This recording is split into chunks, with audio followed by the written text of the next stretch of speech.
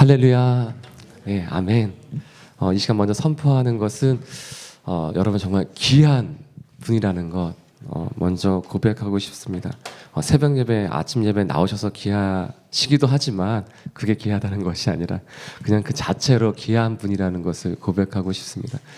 그래서 이 시간 서로 마주보면 민망할 수도 있으니까 이렇게 자신에게 이렇게 가슴에 손을 대고 본인에게 하나님이 나에게 말씀하시는구나, 이러한 마음으로 이렇게 고백해 주셨으면 좋겠습니다. 너는 참 귀한 사람이야. 예, 나는 참 귀한 사람이면 되게 민망하잖아요. 그러니까 하나님이 나에게 말씀하시는 것처럼 너는 참 귀한 사람이야. 아멘. 아멘. 오늘 말씀 14절 말씀에 보면 이렇게 기록되어져 있습니다. 여호와께서 시내 광야에서 모세에게 말씀하여 이르시되, 하나님이 광야에서 말씀하십니다. 모세에게 말씀해서 레위 자손에게 어떻게 해야 될지 일러주시는 거죠. 통해서 말씀해 주십니다. 이전까지 이스라엘 전체를 계수를 했어요. 그런데 이스라엘 백성을 계수할 때 제외시켰던 종족이 있죠. 족속이 있죠. 바로 레위 지파입니다. 또 오늘은 바로 그 레위인을 계수하라고 말씀하세요. 근데 레위인을 계수할 때 특별한 것이 있습니다. 이스라엘 백성들을 계수할 때 몇 가지 조건이 있었어요. 원칙이 있었어요. 첫 번째는 이스라엘 백성이어야 했습니다. 이방인 중에 함께 거류하던 사람들도 있었어요. 믿음으로 출애굽해서 이스라엘 백성과 함께 거류했던 사람들이 있었어요. 근데 그 거류인들은 제외됩니다. 종족과 조상의 가문에 따라 계수했어요. 그래서 아무리 개인이 떠날지라도 그 가문 안에, 그 종족 안에 있어야지 계수될 수 있었어요. 개인으로 계수되지 않고 공동체 안에 속한 사람으로 계수되었습니다. 또 20세 이상이어야 했어요. 이것은 전쟁이라는 특별한 필요성에 따라서 구분된 것이었죠. 근데 전쟁을 잘하기 위해서 계수된 것이 아니라는 것, 오직 하나님이 이 전쟁에 특별히 개입하시는 것을 알게 하기 위해 또한 계수되었던 것입니다. 그러나 오늘 말씀은 이스라엘 백성 전체가 아니라, 이러한 조건이 아니라 그냥 단 하나의 조건이 들어가 있어요. 그 말씀이 15절 말씀에 있는데 함께 읽도록 하겠습니다. 시작. 레위 자손을 그들의 조상의 가문과 종족을 따라 계수하되 1개월 이상 된 남자를 다 계수하라. 가능하면 여기 보면 다 계수하라라는 말이 있어요. 다에 한번 동그라미를 한번 쳐볼까요? 전부 계수하라는 말입니다. 한 명도 빠짐없이 계수하라는 말이에요. 이 말씀은 레위 지파에 소속된 사람이라면, 남자라면 1개월 이상 되었다면, 간단하기로 태어나서 1개월만 이상 되었다면 다 계수하라는 거예요. 필요에 따라서 계수하라는 것이 아닙니다. 아프거나 건강하거나 상관없이 이 당시에는 몸이 불편하거나 심지어는 흠이 있다고 여겨졌던 신체에 장애가 있을지라도 생명이 있다면, 살아있다면 계수하라는 거예요. 살아만 있다면 살아있으면 되는 겁니다. 존재 자체로 의미가 있는 것입니다. 살아가면서 혹시 이러신 적은 없지 않습니까? 살아가기 참 힘들다. 정상입니다. 크리스찬으로서, 믿는 사람으로서 하나님의 말씀대로 살아가기 원하는 사람이 이 땅을 살아가면서 부대끼고 부딪히는 것이 당연한 것입니다. 그것이 없이 이 땅을 살아가는데 너무 좋아, 나한테 딱 맞아 라고 한다면, 어쩜 이렇게 나에게 딱 맞는 세상이 있을까라고 한다면 그게 이상한 거죠. 여러분 직장 생활할 때 부딪히는 부분이 있으실 거예요. 왜냐? 하나님의 말씀에 살지 않는 우리이기 때문에 그렇습니다. 당연히 부딪히고 부대끼고 마음에 안 들고 상하게 되죠. 그런데 부대끼고 힘들지만 하나님 우리 가운데 말씀하시는 것은 살아있으라는 것입니다. 살아있기 때문에 하나님 우리에게 고맙다고 하시는 거예요. 이 땅 살아가면서 부대끼고 힘들지만 그래, 살아있어져서 고맙다. 나의 말씀대로 살아가길 원하는 네가 이 땅에 존재해줘서 고맙다라고 말씀하시는 거예요. 하나님 우리에게 살아있음으로 인해서, 살아있는 것만으로도 귀하다라고 말씀해 주시는 분이에요. 근데 저는 이전에는 이 땅에서 무엇을 하느냐는 중요하지 않아, 그냥 살아있는 것, 하나님 우리 가운데 우리의 존재를 귀하게 여기셔라고 그렇게만 생각했어요. 그런데 하나님이 또한 말씀을 이번 말씀 묵상하면서 또 깨닫게 된 것은 하나님은 우리에게 사명도 주시는 분이구나. 할 일 없이 그냥 살아있기만 해라고 말씀하시는 분이 아니라 할 일 또한 사명 또한 주시는 분이구나 라는 것도 발견하게 됐습니다. 그렇지만 사명을 주시기 이전에 우리 가운데 먼저 기억하길 원하시는 것은 사명이 먼저가 아니라 우리의 존재가 먼저라는 것입니다. 그래서 예수님은 공생애를 시작하기 이전에 세례를 받으셨어요. 근데 세례를 받으시면서 성령이 비둘기같이 임하면서 하늘로부터 음성이 임하였습니다. 바로 그것은 이는 내 사랑하는 아들이요 내 기뻐하는 자라라는 음성이었어요. 이는 내 사랑하는 아들이다. 이는 내 사랑하는 딸이다. 내가 너를 기뻐한다. 그 존재 자체의 의미를 깨달은 다음에 예수님은 광야로 성령에 이끌려 나가게 되십니다. 그리고 공생애를 시작하시게 돼요. 사랑하는 여러분 존재 자체로 의미가 있는 분입니다. 무엇을 하지 않아도 이미 하나님의 기쁨이며 존재하는 것, 살아있는 것 자체가 하나님의 기쁨이신 분입니다. 그런데 하나님은 여러분에게 또한 사명도 주세요. 사명도 주세요. 근데 그 전에 우리가 기억해야 될 것은 내가 무엇을 하느냐 하지 않느냐로 우리의 존재를 확인하려 할 필요가 없다는 것입니다. 내가 말할 때 이 말을 누가 듣느냐 듣지 않느냐 그것으로 내 존재를, 내 가치를 판단하려고 확인하려고 하지 마십시오. 존재를 확인하기 위해서 더 이상 노력할 필요가 없다는 것입니다. 왜냐하면 우리의 존재는 이미 예수님이 십자가에서 확인해 주셨습니다. 여러분 이때 아멘 하셔야 돼요.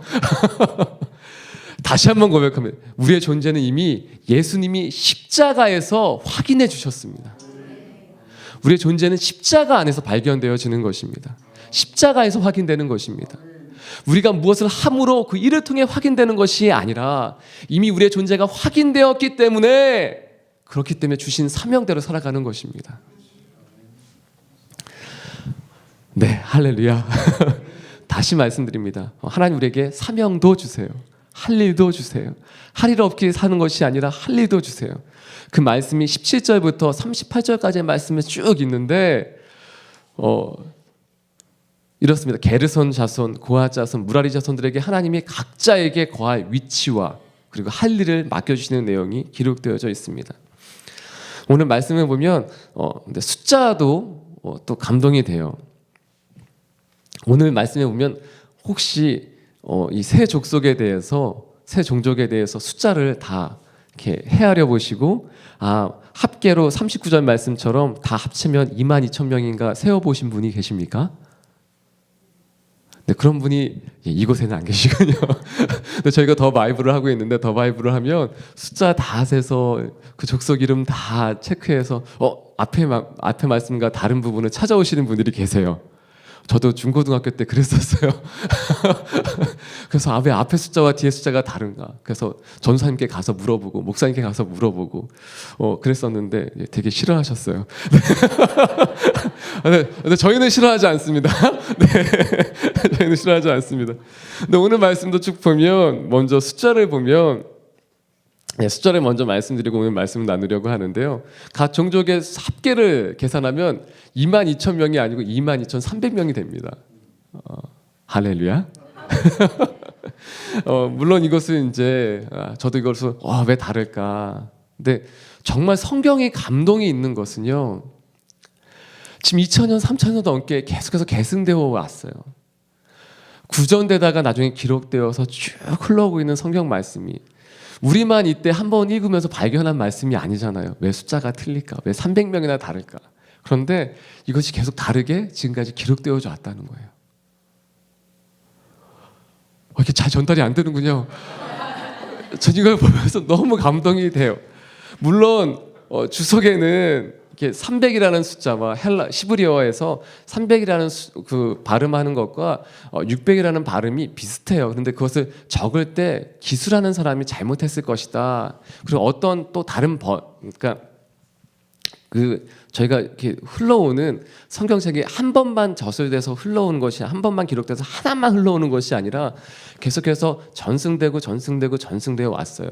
그 기술되었던 어떤 번역본에는 어떤 그 기술되었던 기록본에는 이것이 300으로 된 것도 있고 600. 근데 왜 그러냐면요. 처음 게르손은 7,500명, 게르손은 7,500명, 그리고 고핫 자손은 8,600명인데 이 8,600명을 8,300명인데 8,600명으로 잘못 기술됐을 것이다. 그렇게 생각하고 있어요. 그런데 그렇게 생각하는데도 계속해서 성경 말씀은 8,600명으로 기록하고 있다는 거예요. 그렇게 수천 년을 기록되어 온 거예요. 여기에 감동이 있는 겁니다. 틀렸다고 보는데도 내 생각엔 틀린 것 같은데 분명히 이래서 잘못 기술됐을 거야 라고 해서 고치지 않는다는 거예요. 그렇게 해서 고치지 않고 계속해서 흘러왔다는 거예요. 혹시 잘못 기술됐을지도 모르지만 나는 그것을 잘못 기술하거나 고치지 않는다는 거예요. 내 생각엔 성경이 이렇기 때문에 이렇게 됐을 거니까 잘못 기술됐을 거라 해서 성경을 고치지 않는다는 거예요. 말씀이 있는 그대로 우리가 그냥 받아들인다는 거예요. 말씀이 내 생각엔 이것이 틀렸으니까 그걸 바꾸는 것이 아니라 그것이 있는 그대로 틀렸을 거라고 생각돼도 하나님 말씀이기 때문에 그대로 받아들이는 거예요. 이게 감동이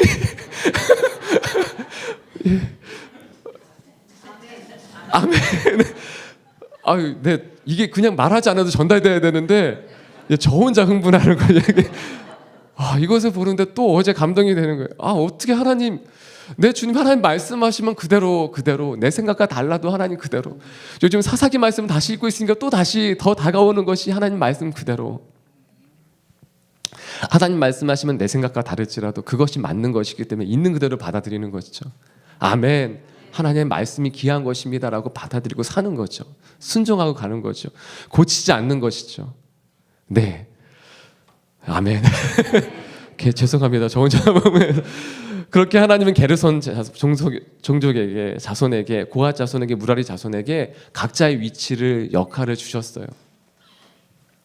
성막을 중심으로, 회막을 중심으로 모세와 또한 아론 자손에게는 성막의 동쪽, 해가 돋는 바로 그 편에, 그리고 게르손 자손에게는 성막 뒤편 서쪽에, 그리고 고핫 자손에게 성막의 남쪽에, 그리고 무라리 족속에게는 성막 북쪽에 위치하게 하셨어요.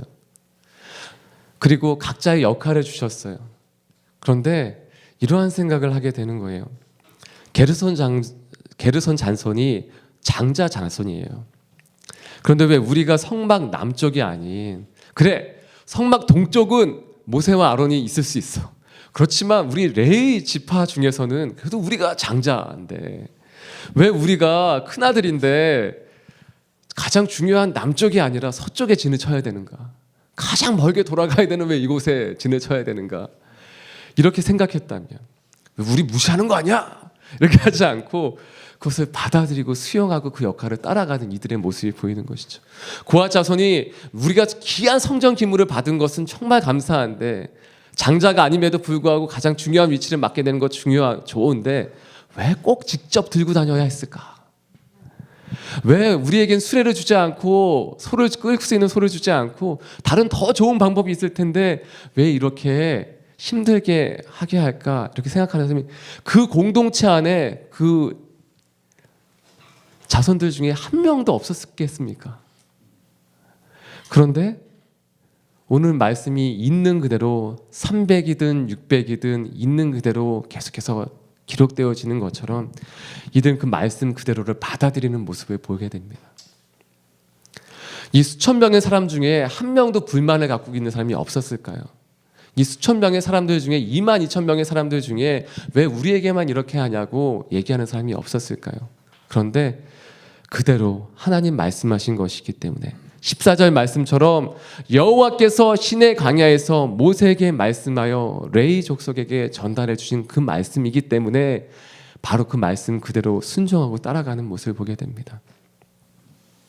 그래서 이스라엘 백성 저희가 무시할 수 있는 사람들이 아니에요. 굉장히 그 폐역한 모습들이 보이지만 저보다 나은 모습들을 보게 되는 거죠. 저는 신학을 일반 대학 다니다 나중에 자퇴하고 또 다시 시작을 하게 됐어요. 근데 제가 신학을 한 것보다 저희 학교에는 후배 중에 저보다 더 늦게 2년 더 늦게 신학을 시작했던 동갑내기 후배가 있었습니다. 근데 이 친구는 늘상 하는 말이 난 큰일을 할 거야, 난 큰일을 할 거야, 난 큰일을 할 거야 이러더라고요. 그 얘기를 계속 듣는데 그 당시에 저는 없이 사는 건 무소유, 믿음, 페이스 미션, 이것이 가장 중요한 것으로 가치를 여기고 살아가는데 맨날 난 큰일을 할 거야. 큰일이 뭐가 중요해? 이러는데 계속 그렇게 말하는 것이 저는 이렇게 좀 이렇게 값싸 보이고 좀 이렇게 뭐라 그럴까요? 이렇게 철없는 어린아이 같이 보이는 거예요. 그래서 한 1년쯤 그걸 계속 못마땅하지만 지켜보다가 나중에 같이 전도여행을 갔을 때 물어봤어요. 네가 하겠다는 그 큰일이란 게 뭐냐? 도대체 뭐냐 그게? 이렇게 얘기하는 거예요. 하나님이 내게 맡겨주신 일이라면 그게 무엇이든지 상관없이 큰일이라는 거예요. 그래서 나는 하나님 맡겨주신 일을 할 거야. 나는 하나님이 맡겨주신 일이라면 그것이 큰일이기 때문에 난 그 일하고 살 거야 라고 얘기하는 거예요.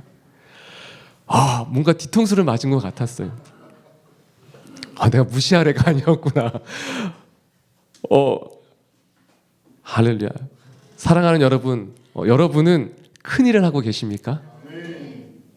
다시 여쭤보겠습니다. 여러분 정말 큰일을 하고 계십니까? 아멘. 당신이 하고 싶은 일이거나 근데 가장 좋은 건 이거죠. 내가 하고 싶은 일이 하나님이 맡겨주신 일이라면, 내가 정말 간절히 하고 싶은 일이 하나님이 맡겨주신 일이라면 그것이 가장 큰 행복이죠.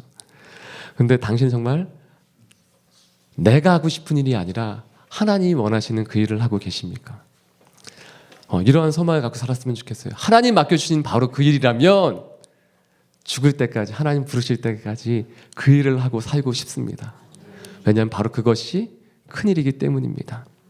무엇을 하느냐도 중요하지만, 어떤 일을 하느냐도 중요하지만 더 중요한 것이 있습니다. 바로 그것은 누가 맡겨주신 일이냐라는 것입니다. 하나님이 맡겨주신 일을 우리는 사명이라고 부릅니다. 하나님 내게 부여하고 불러주신 바로 그 일을 우리는 소명이라고 부릅니다. 그것이 중요한 것입니다. 무엇을 하냐도 중요하죠. 그것이 중요하지 않다는 것이 아닙니다. 중요합니다. 그렇지만 그 무엇의 가치는 결국 누가 맡겨주신 일이냐라고 정해지는 것이 아니겠습니까? 요한복음 이렇게 21장 말씀에도 보면 하나님은 예수님은 베드로를 회복시키시면서, 예수님은 3번 부인했던 베드로를 부르셔서 또 먹이시고 이렇게 질문하시죠. 요한의 아들 시몬아, 네가 나를 이 사람들보다 나를 더 사랑하느냐? 네 주님, 내가 주님 사랑하지 주님께서 아십니다 라는 고백을 받으시며, 예수님 내 어린 양을 먹여라, 내 양을 이끌라, 또 다시 내 양을 먹이라 라고 사명을 주십니다. 하나님 오늘 우리 가운데 사명을, 소명을 주시기 이 시간 선포하고 축복합니다. 하나님이 주신 바로 그 일이 큰일이고 사명입니다. 그러나 한 가지 오늘 메시지 중에 있는 것은 하나님 말씀하시면 있는 그대로 받아들이고 순종하는 것. 또 한 가지는 비교하지 않는 것입니다. 베드로도 대단해요. 회복되자마자 다시 또 물어보는 첫 질문이 무엇이냐면요. 그럼 요한은 어떻게 되겠습니까? 라는 질문을 해요. 예수님 만났는데도 꿍에 있다가 모르겠다, 나는 고기 잡으러 가겠다. 그래서 고기 잡던 그 베드로가 예수님 통해서 회복되자마자, 사명받고 소명 받자마자 바로 한 질문이 그러면 요한은 어떻게 되겠습니까? 라는 질문이에요. 근데 예수님은 이렇게 말씀하세요. 그냥 너는 나를 따르라. 그거 신경 쓰지 말아라. 요한복음 21장 22절 말씀해 보면 이렇게 기록되어져 있어요. 베드로가 예수님께 이 사람은 어떻게 되겠습니까? 라고 질문하자마자 예수께서 이르시되 내가 올 때까지 그를 머물게 하고자 할지라도 내게 무슨 상관이냐? 너는 나를 따르라. 그냥 나를 따르라는 거예요. 하나님이, 예수님이 우리에게 하시는 말씀은 비교하지 말라는 것입니다. 근데 여기 중요한 말씀이 있어요. 나는 나, 너는 나 이렇게 갈라져서 아예 상관하지 않는, 무시하는 것도 아니고, 그래서 함께 같이 가면서 경쟁하는 것도 아니고, 누가 더 잘하냐 경쟁하는 것도 아니고, 신앙에서 참 신기한 것을 발견하게 됩니다. 그것은 가족끼리도, 형제 자매끼리도 서로 비교하는 때가 있더라고요. 되게 놀라운 것은 이렇게 부모님에 대해서, 부모님이 이렇게 그 믿음의 삶을 살 때 그것에 대해서 정말 존경하고 존중하고 따라가는 마음도 있지만, 어느 때 보면 이렇게 비교하고 때로는 이렇게 시기하는 마음, 질투하는 마음이 이렇게 보일 때도 있어요. 또는 형제 자매끼리도 그러한 때가 있더라고요. 그러나 그래요. 가족이라 우린 가족이기 때문에 서로 비교하거나 경쟁하지 않습니다라고 하지 않아요. 가족이어도 그런 마음이 들 때가 있으니까. 근데 성경 말씀은 우리를 한 가족이기 때문에 비교하지 말라라고 하지 않으세요. 한 몸이기 때문에 비교가 의미가 없다라고 말씀하세요. 한 몸이기 때문에 비교할 필요가 없다라고 말씀하세요.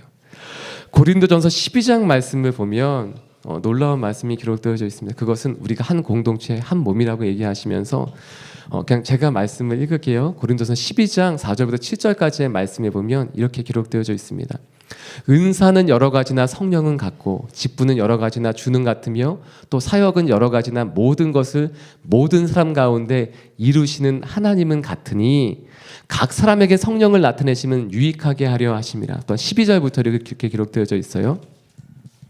몸은 하나인데 많은 지체가 있고 몸의 지체가 많으나 한 몸인가 같이 그리스도도 그러하니라. 우리가 유대인이나 헬라인이나 종이나 자유인이나 다 한 성령으로 세례를 받아 한 몸이 되었고 또 다 한 성령을 마시게 하셨느니라. 몸은 한 지체뿐만 아니요 여럿이니 만일 발이 이르되 나는 손이 아니니 몸에 붙지 아니하였다 할지라도 이로써 몸에 붙지 아니한 것이 아니요. 이런 거죠. 나는 발이 말하는 거예요. 나는 손이 아니니 몸에 붙어 있지 않은 거다. 난 필요 없다. 날 무시하니까 난 안 하겠다. 이렇게 하는 것이 아니에요. 또 귀가 이르되 나는 눈이 아니니 몸에 붙지 아니하였다 할지라도 이로써 몸에 붙지 않은 것이 아니라는 거죠. 만일 온몸이 눈이면 듣는 곳은 어디며 온몸이 듣는 곳이면 냄새 맡는 곳은 어디냐. 그러나 이제 하나님이 그 원하시는 대로 지체를 각각 몸에 두셨으니 만일 다 한 지체뿐이면 몸은 어디냐. 이제 지체는 많으나 몸은 하나라. 눈이 손더러 내가 너를 쓸 데가 없다 하거나 또한 머리가 발더러 내가 너를 쓸 데가 없다 하지 못하리라. 그뿐 아니라 더 약하게 보이는 몸의 지체가 도리어 요긴하고 우리가 몸에 덜 귀히 여기는 그것들을 더욱 귀한 것들로 입혀주며 우리의 아름답지 못한 지체는 더욱 아름다운 것을 얻느니라. 그런즉 우리의 아름다운 지체는 그럴 필요가 없느니라. 오직 하나님의 몸을 고르게 하여 부족한 지체에게 귀중함을 더하사 몸 가운데서 분쟁이 없고 오직 여러 지체가 서로 같이 돌보게 하셨느니라. 26절, 27절 말씀에 이렇게 정리합니다. 만일 한 지체가 고통을 받으면 모든 지체가 함께 고통을 받고 한 지체가 영광을 받으면 모든 지체가 함께 즐거워하느니라. 너희는 그리스도의 몸이요 지체의 각 부분이라. 우리가 한 몸이기 때문에 한 부분은 필요 없다라고 하는 것이 아니라는 거예요. 우리가 한 몸이기 때문에 무엇은 귀하고 무엇은 필요 없다라고 하지 않는다는 거예요. 각 지체가 귀하다는 겁니다. 근데 왜 귀합니까? 그리스도께서 머리가 되시기 때문에 예수님이 우리의 머리가 되시기 때문에 우리가 귀한 겁니다. 아멘. 아멘. 네, 그렇습니다. 하나님 우리 부르시고 존재 자체를 귀하게 여기세요. 그리고 우리 가운데 소명을 주십니다. 근데 그 소명은 하나님께서 주신 것이기 때문에 귀한 것입니다. 우리에게 어떠한 소명과 어떠한 사명을 주시든지 하나님이 주신 것이기 때문에 귀하게 여기고 살아가는 우리의 인생이 되시길 이 시간 선포하고 축복합니다. 그래서 이 시간 한 가지 기도하길 원합니다. 함께 기도하실 때 내 주님 우리에게 이미 소명을 주셨다면 큰일을 맡겨주셨다면 하나님 맡겨주신 그 일이기 때문에 큰일입니다. 그 일을 하겠습니다. 하나님 죽을 때까지 하나님 맡겨주신 그 일만 하며 살게 해주십시오. 매 순간 오늘 맡겨주신 그 일들을 하나님 감당하며 살게 해 주시옵소서. 혹시 아직도 하나님 나에게 맡겨주신 그 일은 모르겠다라고 생각하는 분이 있다면 오늘 기도하셨으면 좋겠습니다. 하나님 나에게 사명을 주십시오. 나에게 소명을 주십시오. 이 땅에 하나님 아버지 살아있다면 하나님 나에게 하나님 맡겨주신 바로 그 일, 나에게 주시는 그 일을 하게 해 주시옵소서. 함께 기도하며 나가기 원합니다. 함께 기도하시겠습니다. 하나님 아버지 그렇습니다. 주께서 맡겨주신 그 일이라면 바로 그 일이 큰일임을 고백하며 나아갑니다. 주께서 맡겨주신 그 일을 하며 살게 해 주십시오. 매 순간 깨어있길 원하는 것은 내가 원하는 일이 아니라 하나님 원하시는 바로 그 일을 하고 싶습니다. 하나님 원하는 일을 하며 살게 해 주십시오. 그리고 하나님 소명이 부르심이 하나님 아버지 확인되지 않았다면 오늘이 확인하는 아침이 되게 하여 주시고 오늘이 그러한 날이 되게 하여 주시옵소서. 또 하나님 아버지 우리 한 몸으로 불러주셨습니다. 하나님 아버지 가족도 형제도 자매도 부모 자식 간에도 서로 하나님 아버지 시기할 때가 있습니다. 그렇지만 하나님 우리가 한 몸이기에 그것이 무의미하다고 말씀하십니다. 우리가 한 몸이기에 한 지체이기 때문에 하나님 아버지 손가락이 하나 아파도 함께 아프고 하나님 아버지 한 지체가 영광을 받으면 모두가 함께 즐거워하고 기뻐하는 하나님 그러한 공동체가 그러한 몸이 되게 하여 주시옵소서. 하나님 감사합니다. 살아있기에 귀하다고 존재 자체가 귀하다고 말씀하시는 주님, 우리 살게 하실 뿐 아니라 사명 소명을 주시는 주님, 오늘 소명을 확인하는 시간, 하나님 우리 소명대로 다시 한번 달려나가는 시간이 되게 하여 주시옵소서. 또 우리를 한 공동체 한 교회로 불러주셨사오니 우리가 하나님 아버지 한 몸으로 살아가게 하여 주옵소서. 한 지체의 아픔을 나의 아픔과 고통으로 여기며 한 지체의 영광을 함께 즐거워하는 그러한 공동체가 되게 하여 주시옵소서. 이 모든 말씀 예수님의 이름으로 기도하오며 이제는 우리 주 예수 그리스도의 무한하신 은혜와 하나님 아버지의 크신 사랑하심과 성령님의 하나 되게 하시는 역사가 이 시간 한 몸으로 한 공동체로 하나님의 부르심을 받아 사람 살리는 그 역사 가운데 동참하며 달려나가길 원하는 모든 하나님의 사람들 가운데 이제부터 영원토록 함께 하옵시기를 간절히 축원드리옵나이다. 아멘.